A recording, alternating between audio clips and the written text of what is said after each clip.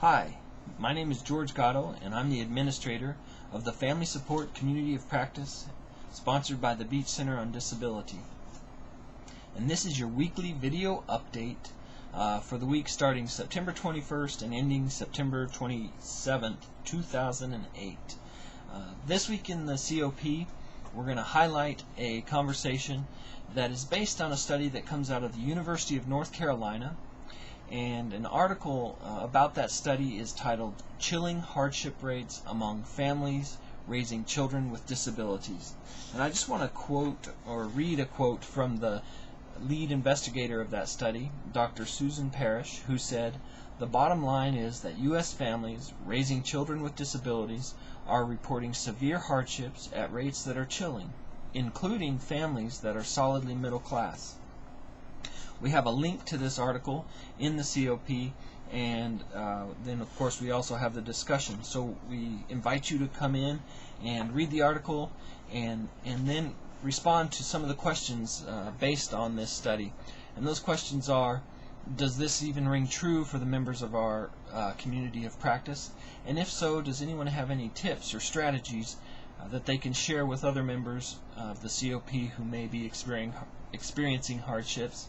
And then lastly, what are some policy considerations that we should have in this year of the election related to hardships that families that include a child with a disability may be experiencing?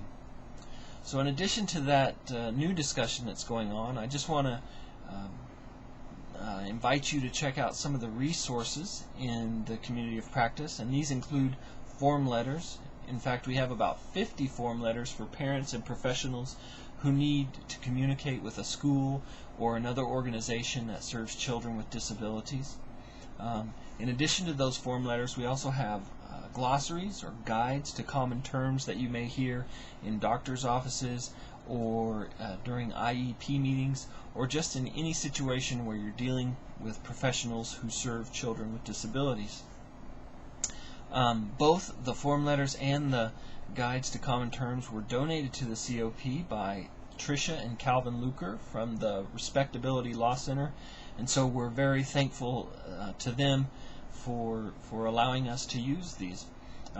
Lastly, we have a resource donated to the COP by Dr. Linda Mitchell from Wichita State University, and these are some tools for teaching or professional development that she uses in one of the classes she teaches at Wichita State.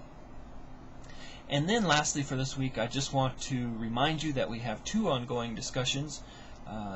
One is related to the comments that Vice Presidential candidate Sarah Palin made during her acceptance speech, in which she said that families that included a child with special needs would have a friend and advocate in the White House if she and John McCain are elected. The other discussion that I would like to remind you about is related to service provision in rural areas and the difficulties with that right now, particularly given the long distances professionals and families have to drive and the high cost of gasoline.